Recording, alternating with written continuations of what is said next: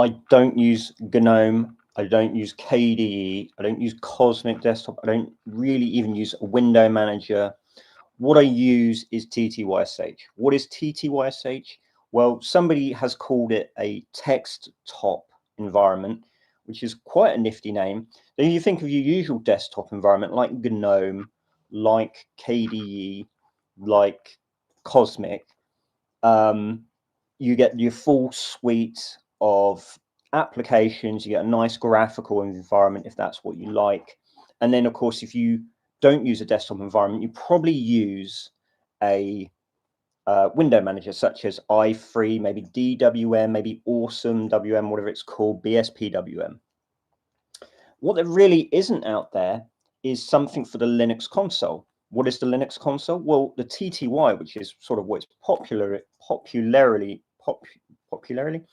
what it's known as most commonly is the TTY, which is before any graphical elements such as X11 or graphics server, graphics driver, or Wayland loads up. It's your like server type distribution.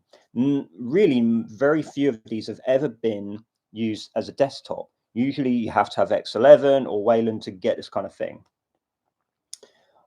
What's interesting about the Linux console is you have things like frame buffers. And I've done videos on this before. And with a frame buffer, you can draw graphics. You can have graphics. There are applications that allow you to play video, view PDFs, view images, and so forth, without having to load X11 or Wayland. Okay. What I've done is I've taken the functionality of things like the frame buffer, the Linux console, which is text only, hence the text top type description, and sort of combine this together in a script or program, whatever you want to call it, with huge amounts of automation, with built-in instruction on how to use it. And this allows you to have effectively a desktop that's not solely reliant on graphical user interface. The nice thing about it as well is it's lightning fast. You could have the oldest computer or the newest computer. Performance is effectively consistent. Functionality is almost equivalent or better in some regards than a lot of desktops out of the box, and it's light. The whole thing idles at about 100 and something meg, maybe 150 meg, as just being on the TTY on the Linux console. Okay.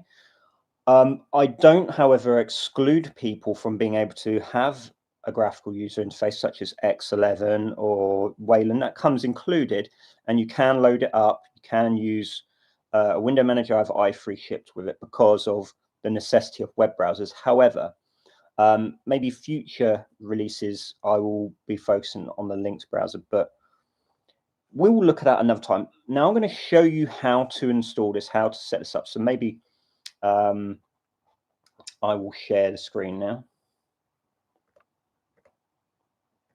Okay. So if you look here, so I've got a virtual machine here. Now this is an Arch Linux install. This is like a base installation that you get from the Arch Wiki.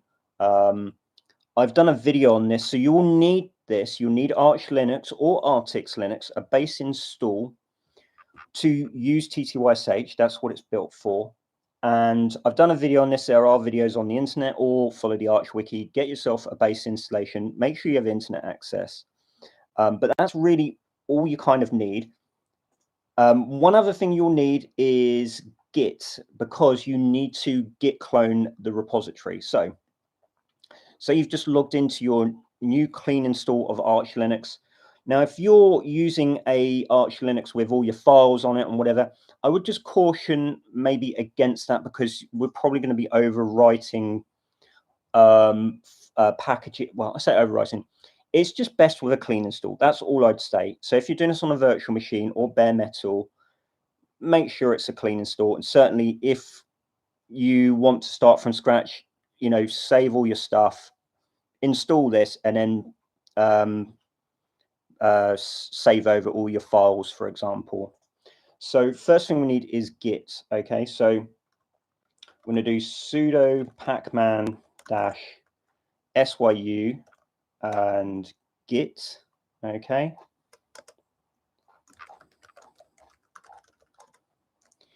So now it's going to reinstall Git. I've got it installed already, so I'm going to hit no. So that's necessary because we need to Git clone the repository. Let's leave that there. So the repository is on my website. You can get the link there. So if you go, well, I'll tell you what, I'll put the link in the description of the actual repository for TTYSH. Okay. So this is the link at the top here. This will be in the description. And then if I click on code, it gives me a URL for cloning the repository. So all the files you need to set this up. So we're just going to write this out. Pretty simple. You'll only have to do this once, so don't worry about it. So I do http. Oh no! First of all, sorry, you want to do git clone, and then you want to do https :/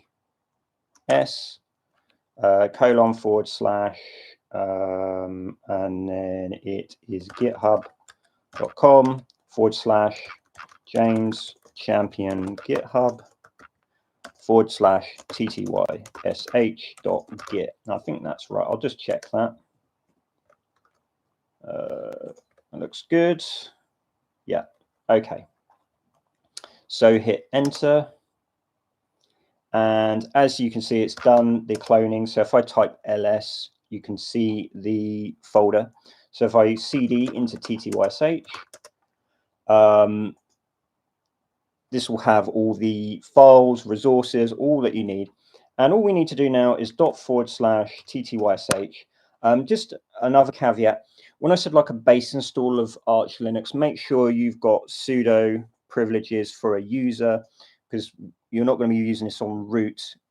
It does require root for certain functions in the program, but installing it, you need to install it on a user like a desktop. Think of a desktop having a user. I've got videos on this. This is again sort of included in the base install, which I will include a link in the description. Okay, so we do /TTYSH in the folder.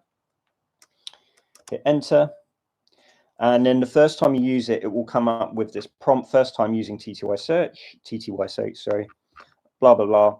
We just want to hit Y for yes. Okay. And what it's going to do is going to update the system, and then it's going to start installing various packages. So it will take a bit of time. So just bear with it. Stick with it, because you'll be prompted to your sudo password. But also don't necessarily leave it, because it might time out. So you'll only have to do this once. So I'm just going to let it doing its thing. So TTYSH has done its configuration, it's done its updates, it's installed various packages. So if you look at the end of the update wizard is finished, please exit out of TTYSH and reboot to complete. So TTYSH again does give you instructions on how to use it. So if you look at the bottom there, Q to quit. So type Q, and then I'm just going to reboot. Okay.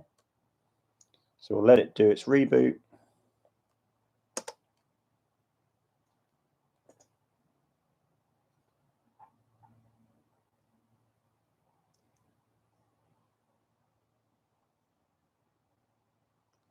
In a second, we'll log back in. So log back in. And if I do ls, I've still got TTYSH there. So if I cd into TTYSH, ls, and /TTYSH, as you see, it doesn't prompt for the wizard now.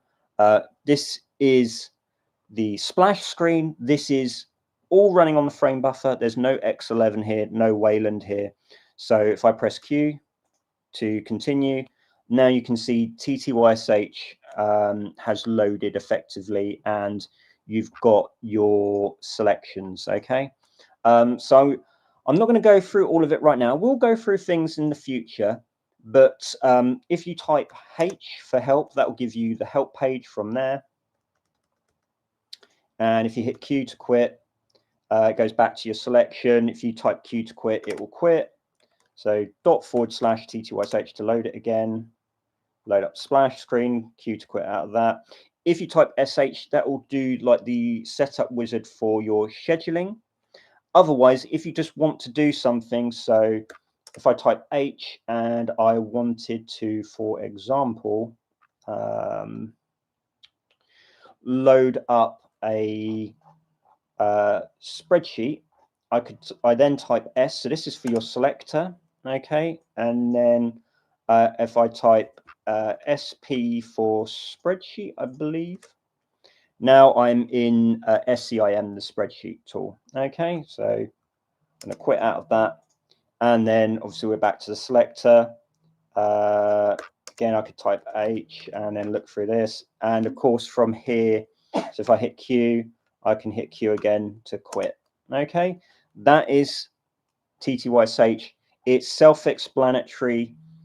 It shows you what to do as you use it. Just play around with it. It will do everything as you use it. The manual is built in. The prompts are built in. I will cover some of the functions or all of the functions in the near future, but this will run like lightning on a new computer, an old computer. This is not like anything else you'll see desktop environment wise. There's not really currently any like TUI desktop environments, let's say, on the Linux console. There isn't any things like this really. So play around with it. Let me know what you think. And in the next videos, in the next streams, I will be showing the different functions of it, just to show it off for people who might be interested in using it. So have a little play around with that. I'll have in the description links to how to set up a base install of Arch Linux, or use the Arch wiki to do that. And it runs on Artix Linux as well.